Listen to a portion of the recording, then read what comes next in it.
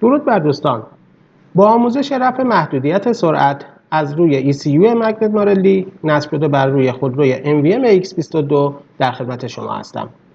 تنظیمات وینولز بر روی 255 16 بیت و هایلو قرار گیرد.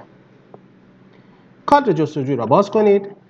در قسمت دسیمال اعداد 3000 فاصله 20000 و فاصله 20000 رو جستجو کنید. فقط یک ناحیه پیدا میشه.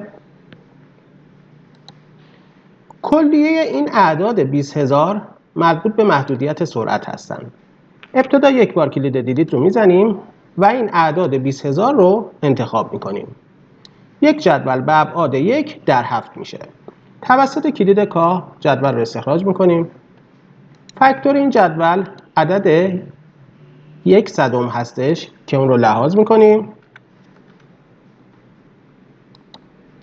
محدودیت در این ECU 200 کیلومتر هستش که ما برای برداشتن محدودیت کلیه اعداد رو انتخاب میکنیم و تبدیل به عدد 250 میکنیم. سپس از وینولز خروجی میگیریم و چکسام رو توسط TNM اصلاح میکنیم. موفق باشین. رایان ECU.